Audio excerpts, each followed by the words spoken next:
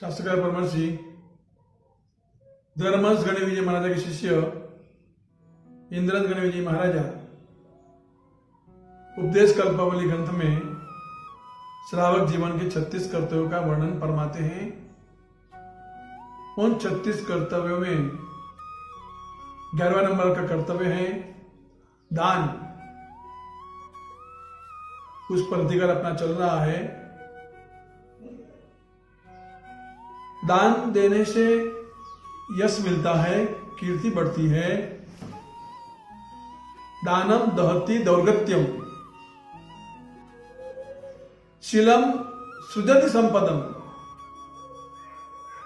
तपस्तेनोसी तेजांसी भावो भवस्य नाशय। 4 प्रकार का जो धर्म बताया है, दान, शील, तप और भाव, इनमें दान को प्रथम नंबर में रखा है। तो दान से क्या होता है? दानम दहति दौर्गत्यम, दान दुर्गति का नाशक है। दान देने वाला दुर्गति में नहीं जाता। शीलम सृजति संपदम, शील की पालना करने वाला संपत्ति का सर्जन करता है। और तप तपने वाला तपस्तनोसी तेजांसी, तप से तेज बढ़ता है। और चौथा नंबर का भाव धर्म, भावो भवस्य नाशय, भावना भवनाशिनी।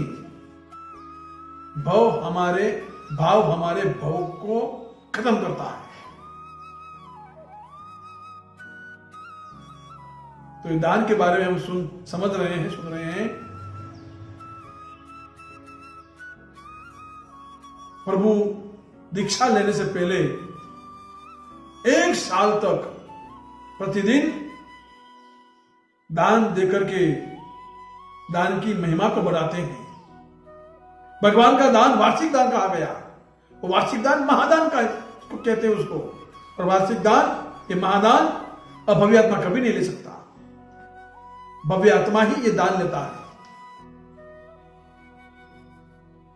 और दान लेने वाला जितना किस्मत में होता है, इतना ही उसको मिलता है। कल हमने उस वार्षिक दान का अतिशय समझा। जितना किस्मत में होता है, भगवान तो देते हैं, लेकिन भाग्य से ज्यादा मिल गया तो देवता उसको कम कर देता है। भाग्य से कम मिला तो देवता उसको ज्यादा कर देता है। दान लेने के लिए वहां पर जाने की जरूरत नहीं, देवता लेने के लिए आता है। दान मिल गया, वापिस देवता हमें अपने स्थान पे रख भी देता है। ये परमात्मा का दान का अतिशय है, ये प्रभाव है।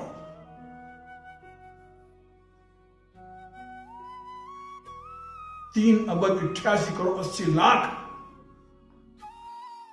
सोने का दान प्रति वर्ष, साल भर में परमात्मा इतना दान देते हैं।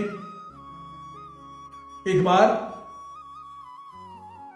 गुरु गौतम स्वामी प्रभु महावीर के पास थे और वहां पर सुबाहु कुमार वंदना करने के लिए आया है, बड़े ही ठाठ से, बड़े आडंबर के साथ।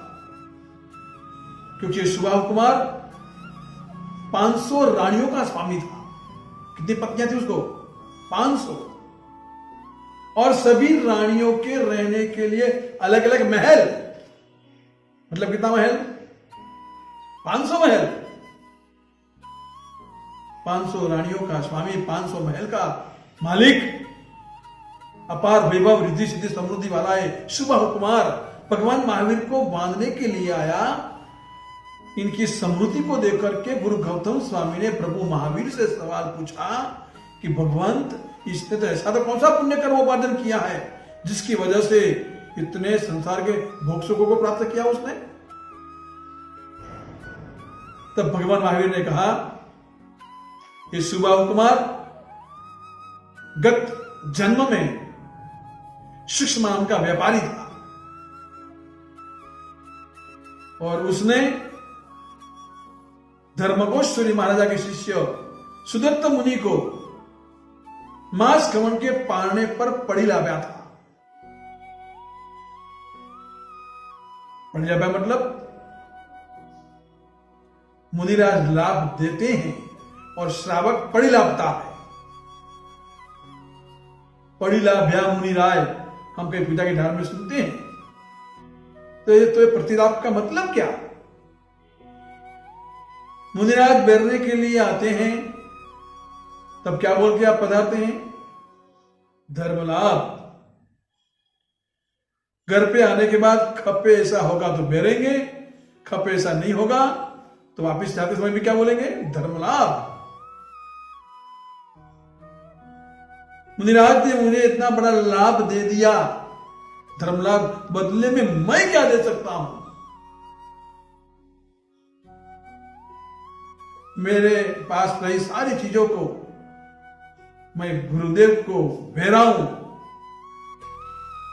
उलट भाव से सारी भक्ति करने का भाव जो अंतर में प्रकट होता है उसको कहते प्रतिलाभ।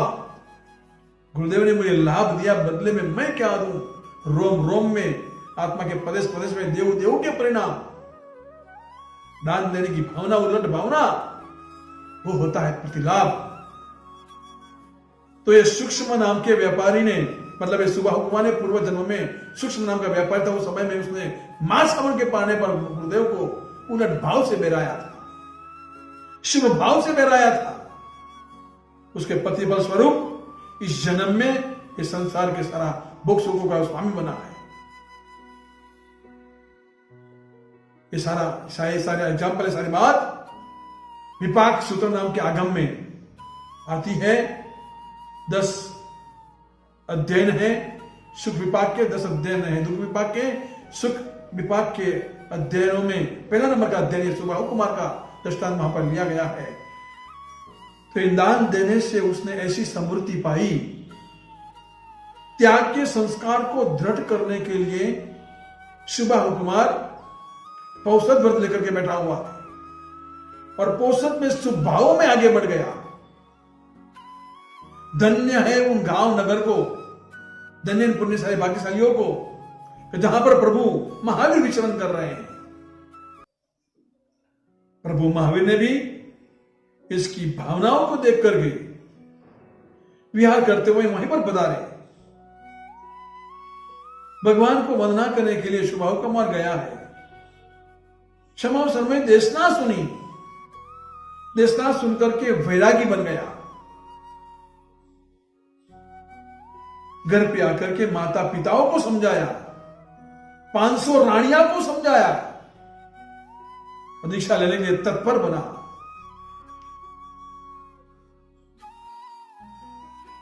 माता पिता की अनुमति प्राप्त की, 500 पत्नियों की रजा मिल गई और सुबाहु कुमार संयम पद पर प्रयाण किया।